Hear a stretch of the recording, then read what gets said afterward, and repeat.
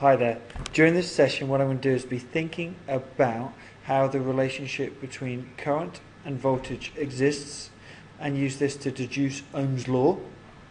I'm also going to go a step further and consider things which are either ohmic or non-ohmic.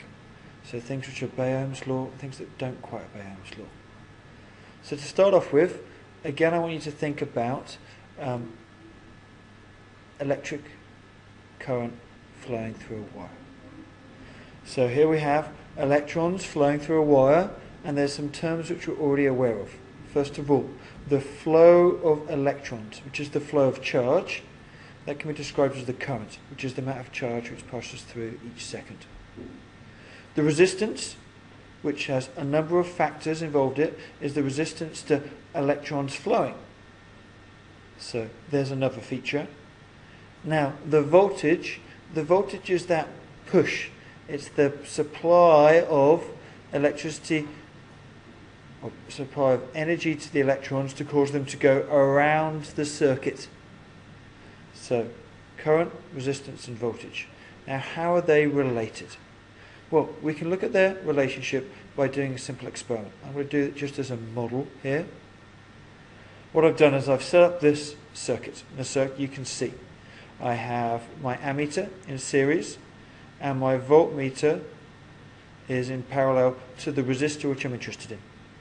Also in this circuit I have a variable resistor, and by changing the variable resistor it can cause a change in current, a change in voltage. Now if I collect my data, so what I've done is variously go through and collect my data, I'll get some results. So by making some measurements I can record down those values just by changing the variable resistor. Now when I plot this, what happens if I have the current against the potential difference?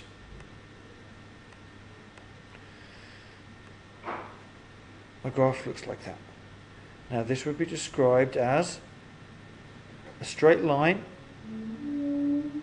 So the two quantities of current and voltage, and the straight line goes through the origin, so they are proportional to each other. That means that if I double the voltage, the current doubles. If I half the voltage, I half the current, and so on and so forth. Now, this relationship was first identified by Ohm himself and created into Ohm's law. The current flowing through a wire is proportional to the potential difference, the voltage, across it, provided the temperature remains constant. Remember, temperature has an impact on resistance, so if that changes, it would impact both the other two features. So as long as the temperature remains constant, then the current is going to be proportional to the potential difference. Now, when people think of Ohm's law, they don't normally think of that statement. What they think about is this formula. Voltage equals the current times the resistance. V equals IR. Voltage measured in volts, current measured in amps, and resistance measured in ohms. Now, with this understanding and understanding of this relationship, we can start to calculate unknowns. For instance, if I have a filament bulb and has a current of 20 amps running through it with a potential difference of 100 volts across it, what is the resistance of that bulb? Okay. Do the calculation. Now here are the answers. The resistance is going to be 5 ohms. That's how we can do a basic calculation with that.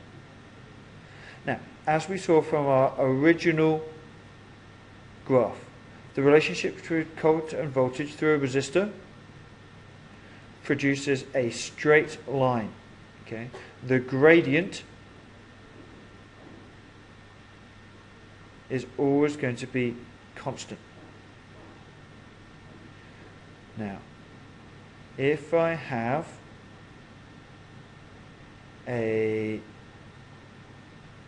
another set of data, so another gradient, this is still a straight line. As it's a straight line, it's known as an ohmic component.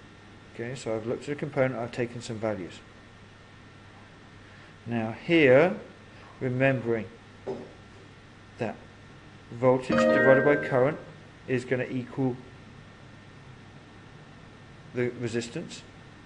So here we have a low resistor or resistor with a low resistance, and here we have a resistor with a high resistance.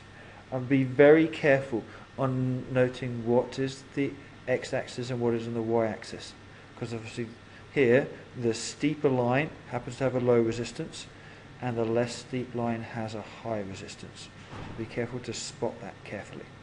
Now these are two ohmic components. Let's think about components in general which you might see.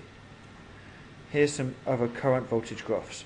My first example, second example, and third example. Now let's think about these in detail. Component number one is a resistor. Doesn't matter which direction the current is flowing. We have a proportional relationship, and the gradient is related to the resistance. Now a light bulb is different. What happens here is the voltage gets greater. What we see is a flattening out of the line. Now what's happening here is the impact of temperature. As the voltage gets higher, the temperature of the light bulb gets greater and greater and greater. As the temperature gets higher, that means the particles are bouncing around more and makes it more difficult for the current to pass through. My third component and final component is a diode. Now what a diode does is it acts very much like a resistor in one direction, but electricity cannot flow through it in the other direction. So I guess we could see it's partially ohmic. Ohmic in one direction, non-ohmic in the other direction. The light bulb, which doesn't have these proportional relationship, is known as a non-ohmic component. So now I've introduced the ideas of ohmic and non-ohmic, and also Ohm's law and the relationship between voltage, current and resistance.